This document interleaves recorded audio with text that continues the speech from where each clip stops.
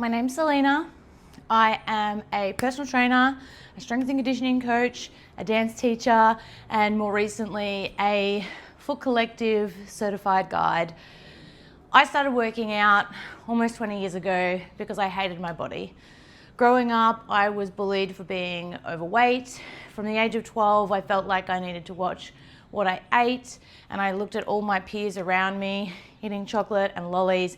Meanwhile, I was starving myself at school.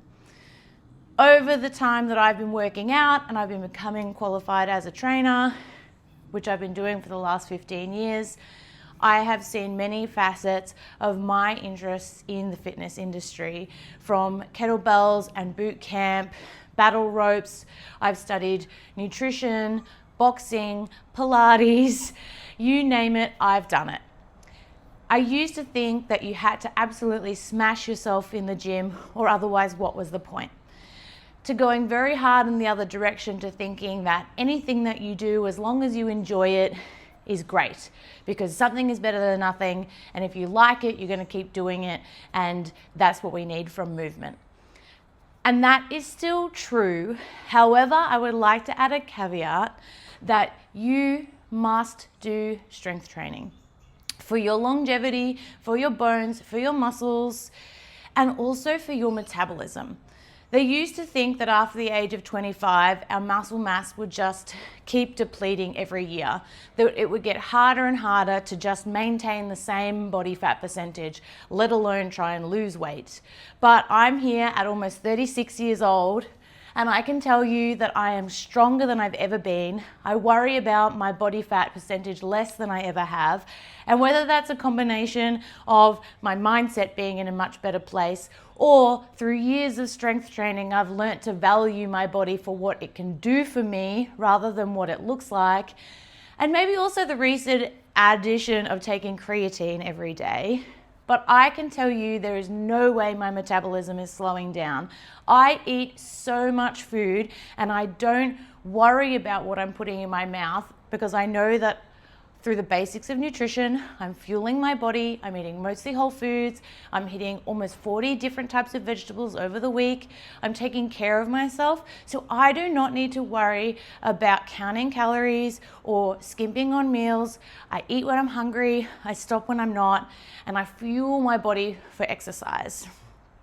This video has gone on a really long tangent. I just wanted it to be succinct so that I could tell you about how important strength training is for your longevity, but also so you don't have to worry about what you're eating so much. Food is fuel. We were made to be strong, to lift, to carry, to climb, to crawl, to help our friends move house, to be able to move furniture around, whatever it is. You should feel strong and resilient and capable in your body. You should walk around with confidence, feeling like you could walk up and down a million stairs, jump from one log to another, hang on a bar if you needed to. This is what our bodies were made for, and it gives you so much freedom when you can do these things. We can look at any obstacle, any task in your day and go, I can do that. And not only can I do it, but I can do it with ease. This is what strength training is for, to make you feel confident in the gym, in your body, and in your life forever. So new studies have come out and they say that actually you have until you're 60 for your metabolism to decrease and your body mass to decline. If new studies have come out to disprove the old studies, I would still be interested to know if that is actually the case, or if it's still a matter of causality and that people start doing less after that age, because if it could be proved wrong once, it could be proved wrong again. Anyway, lift weights, pull your body weight up, learn how to do a chin-up, learn how to do a pistol squat. These are all things that I couldn't do 5 years ago at 30 that I can do now at 35. And there are stories like this from people much, much older than me, achieving things that they'd never been able to do in their youth that they can now do in their older age. So the best time to start is now, because if you don't, in a year you'll be weaker, or if you start today, in a year you'll be stronger. That's as simple as that. More muscle burns more calories at rest. You can start living your life and stop worrying about what's going into your mouth. And stop worrying about what you look like, and start thinking about what your body can do and how amazing you feel and how much better that is and how much more important that is than what you look like or what your dress size is. Because ultimately those things are very arbitrary and they do not matter to who you are as a human. So yeah, that's me. Very passionate.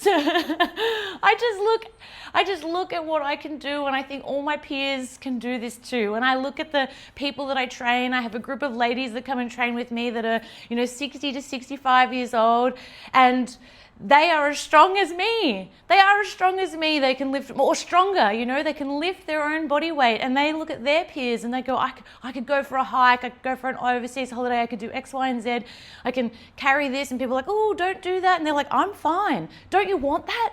Don't you want that freedom to be able to live your whole entire life? Squeeze every little tiny, tiny bit of your life out of your life until the last moment, rather than to just kind of slowly disintegrate into pain and stiffness.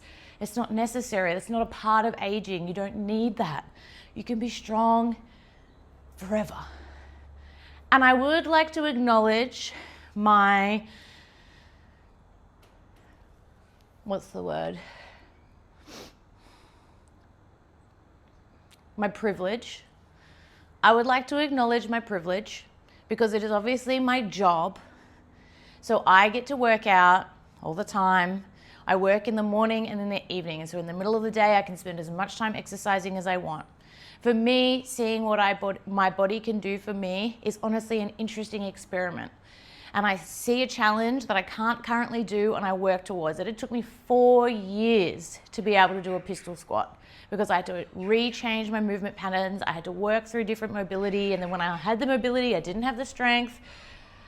But I just kept working at it because it's interesting and exciting to me, and I acknowledge that that is not everyone else's experience. And if you have a full-time job and a family, multiple kids, and a social life, it might feel really hard for you to fit in exercise. So I understand that my experience is not everyone else's experience, and I acknowledge that. But I still believe that you're capable of more, and that if you prioritize your health and fitness, that you can be stronger, fitter, and more mobile than you ever really thought that you could. And I want to help you get there.